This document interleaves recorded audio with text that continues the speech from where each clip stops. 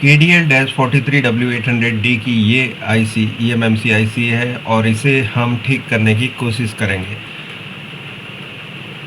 Test point है ये जिस पे हमने सोल्डरिंग कर रखी है और ये प्रोग्रामर के सॉकेट पे भी टेस्ट पॉइंट पे हमने सेकेंड हैंड सोल्डर कर रखा है जैसे कि बताए गए डायग्राम के हिसाब से।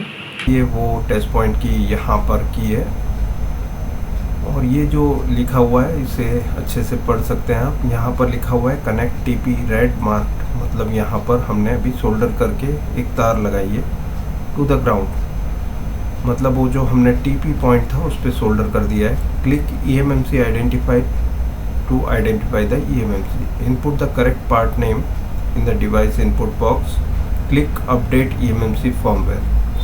ठीक है, तो हमें पहले ये सब काम करना है, तो इसका एक मैं स्क्रीनशॉट ले लेता हूँ ताकि मैं आपको बाद में समझा पाऊँ कि किस तरह से होगा। इसके बाद क्योंकि ये अपडेट नहीं हो पा रहा है तो हमें पार्ट नेम इसमें एंटर करना है। तो पार्ट नेम हमारा यहाँ पर है, सो हम ये पूरा का पूरा पार्ट नेम Ctrl+C और इसमें एंटर कर देंगे Ctrl+V। ठीक है, अभी इतना एंटर करने के बाद यहाँ पर आप देख सकते हैं ये अपडेट eMMC फर्मवेयर का एक ऑप्शन खुल गया है, पहले हाईलाइट नहीं कर रहा था। अभी ऐसे टाइम पर हमें टेस्ट पॉइंट की स्विच दबाते हुए ओके आइडेंटिफाई eMMC करना है। पहले से हम स्विच दबा के रखेंगे और आइडेंटिफाई eMMC करेंगे। सो यहाँ पर ये बता रहा है कि eMMC आइडेंटिफाई नहीं हो रही, तो अभी हम दोबारा से आइडेंटिफाई करेंगे। ये हमने टेस्ट पॉइंट की स्विच दबा के रखी हुई है तो ये काम नहीं कर रहा। तो इसमें लगी हुई ओरिजिनल आईसी तो आइडेंटिफाई नहीं हो पाई, तो अभी हमने आईसी चेंज कर दी है। आप देख सकते हैं ये रिवीजन 1.8 की MMC V5.1 हमने यूज़ की है और इसका पार्ट नेम है KLMAG1JENB, ये इसका पार्ट नेम है। टोटल इरेज करके इसमें डेटा राइट करेंगे। ये आईसी सोनी के इस मॉडल में काम करती है 43W800D, 950D, 950C, 800C, ये सभी मॉडल्स में ये काम कर रही है। तो ये मैंने चेक करने के लिए अभी लगाई है। चेक कर लेते हैं ये आईसी में डेटा राइट करके ये सोनी से आगे बढ़ता है या नहीं। मैंने कहा था कि अगर जो रिवीजन चेंज होता है 1.7 की मैं बात करता था पहले, अभी मैंने रिवीजन 1.8 डाली है V5.1 आईसी। सो देख लेते हैं इसमें ये काम करता है या नहीं।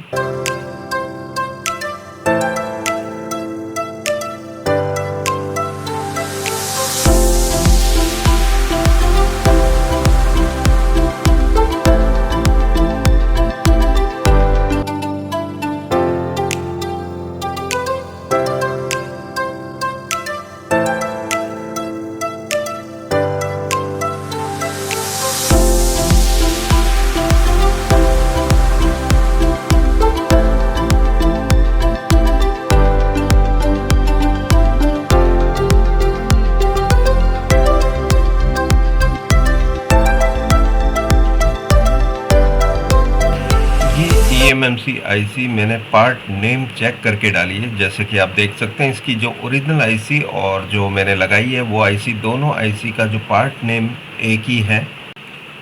आईसी में ओके डेटा राइट किया है। चेक कर लेते हैं क्या ये काम करता है या नहीं, देख लेते हैं। अभी सोनी लिखा हुआ तो आ गया है, लेकिन क्या ये आगे बढ़ता है?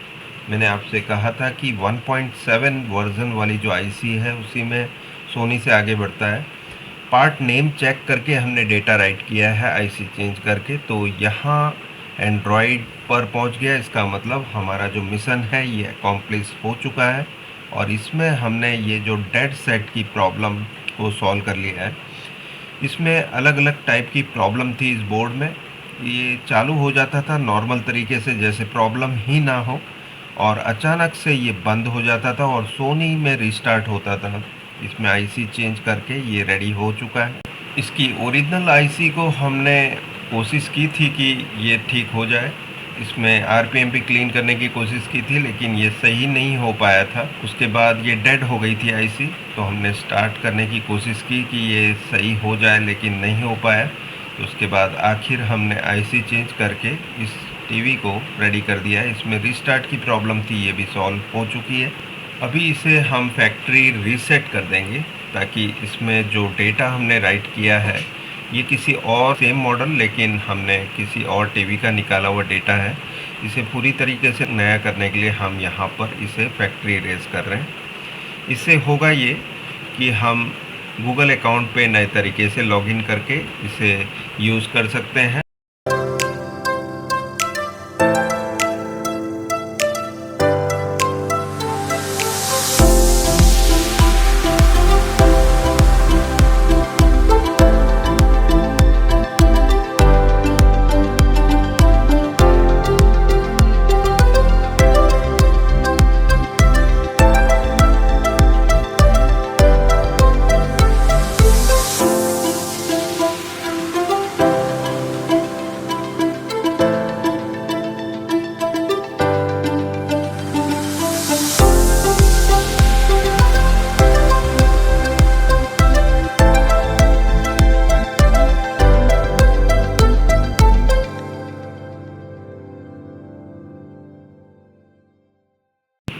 इसमें हमें वीडियो देखने के लिए लॉगिन करना पड़ेगा यूट्यूब अकाउंट में, तो हम मेल आईडी से लॉगिन कर लेंगे।